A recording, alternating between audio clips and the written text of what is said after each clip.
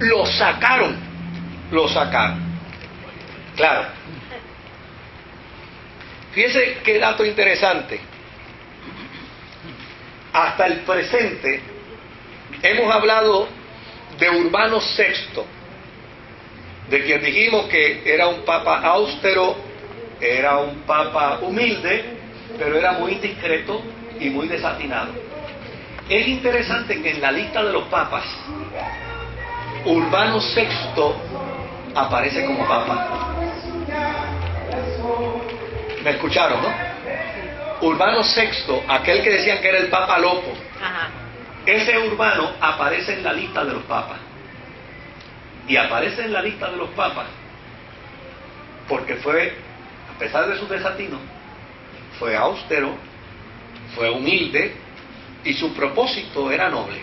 Ahora, a Benito XIII, a Clemente VII, a Alejandro VII, a Alejandro V y a Juan XXIII, a todos ellos los declararon antipapas. Por lo tanto, no aparecen en la lista que en la lista de los papas de la Iglesia. No aparecen. Porque ya necesariamente no los reconocieron. No los reconocieron. La Iglesia parece como que un vacío, ¿no?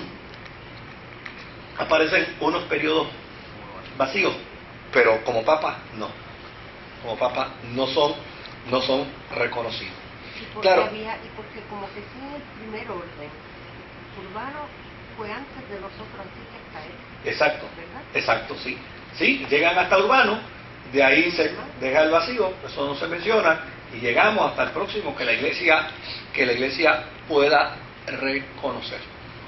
Así estaban las cosas con estos 5 papas que a la verdad no servían ni para sancocho. Eran personas que la Iglesia nunca quiso aceptar, que la Iglesia no quiso, sí, la Iglesia, y de hecho la historia misma renunció a ellos. O sea, porque hicieron un flaco servicio a la fe cristiana. Aún a Urbano, que se le tildaba como loco, fíjese, la Iglesia en ese sentido fue justa con él. Dijeron, no, este hombre podía estar loco, pero este hombre sabía hacia dónde iba y quería por lo menos, quería sanear la Iglesia. Pero Benito XIII, Clemente VII, Alejandro VII, Alejandro V, Juan XXIII, estos individuos... Oye, no. ¿Y el Juan XXIII que mencionan ellos ahora de la nueva evangelización es el mismo? No. Antes otro Juan. No, Juan XXIII, el papa de la década del 70, 60, 70. Sí, porque es 23 también y por no 24. Exactamente. Él se puso, como aquel se eliminó, que no existe, pues él se puso... Porque no es un número correlativo. No existió aquel... No necesariamente. Mire, los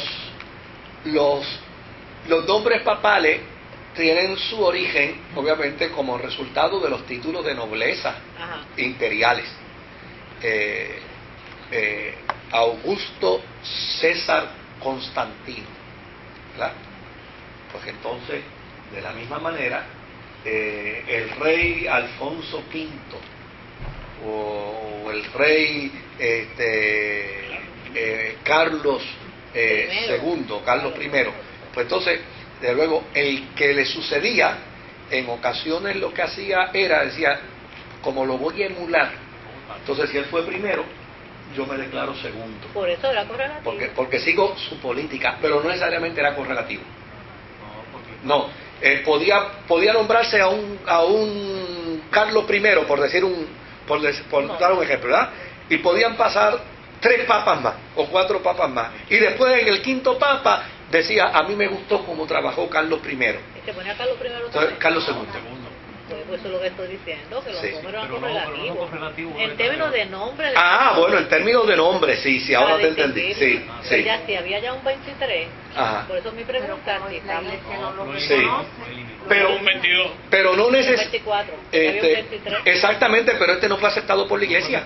Ok, entonces ese número no existió. Ese número no existió. Ese papa, para efectos de la Iglesia, del listado papal oficial, ese papa no existió.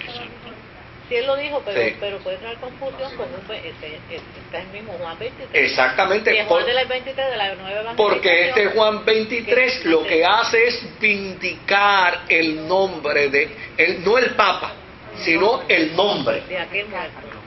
Rescata ese nombre. Okay. Dice, yo voy a... Claro, de la misma manera que podía haber un Juan II que quería imitar a un Juan I, pues este Juan 23 moderno quería, de alguna manera, rescatar, vindicar el título papal que aquel se había dado y lo había deshonrado. Okay.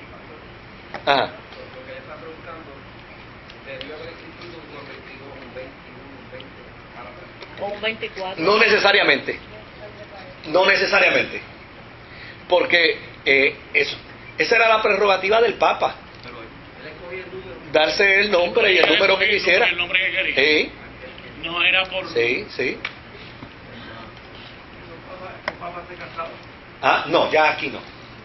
No Ya, se reivindica. ya aquí no. Aquí no podían casarse. Y la orden. ¿Ah? Tampoco, ya en este siglo, claro, se daban los casos, ¿no?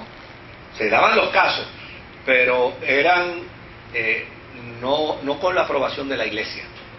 Todavía en el siglo XVII hubo hay un libro interesantísimo que lo escribió tú lo conociste, un historiador español de la Universidad de Sevilla, el doctor López Cantos, y él habla de un corsario que hubo en Puerto Rico en el siglo XVII, donde se dice que ese corsario era hijo de una negra y de un blanco español, con el atenuante de que el padre español era un obispo. Esa no era comprensible, No era cofresí. Yo tengo por allí el libro de él, lo tengo por allí, y es un libro interesantísimo porque narra la vida de este hombre, y obviamente el doctor Ángel López Canto, hizo su tesis precisamente a base de la historia de este corsario, y pues fue profesor mío de algunos cursos de historia, y yo lo abacoré con preguntas sobre el tema. Me dice, no hay una evidencia escrita, pero sí hay mucha evidencia circunstancial, como por ejemplo, en aquel tiempo existían solo dos bibliotecas católicas, y él las trajo, una para él y otra para el obispo. Número 2, dice él, él era hijo de una madre negra y un padre blanco, por lo tanto era mestizo, y en el siglo XVII ser mestizo era peor que ser negro o que ser blanco, porque ni los blancos lo aceptaban ni los negros tampoco. Pero desde luego a este señor lo blanquizaron. Lo blanquizaron. En su acta bautismal aparecía blanco. Como el último censo. Como el censo. Por el otro lado, no solamente eso, sino el hecho de que siendo mestizo sabía leer y escribir. Mulato, sí, es lo mismo. O sea, sabía leer y escribir, y en aquel tiempo eso era privilegio solamente de los españoles. Por el otro lado, el día que la corona de España decidió embargarlo porque lo declaró traidor a la patria, se refugió nada más y nada menos que en la iglesia, en el obispado de la Iglesia Católica que está en la calle San Francisco, y allí estuvo hasta que tuvo que haberse muerto, porque nunca más lo volvieron a él. Sabía que estaba allí, pero había un acuerdo de que un preso que pidiera asilo dentro de la iglesia se le daba, y entonces el Estado no podía intervenir y entrar, y desde luego le concedieron el asilo. Entonces,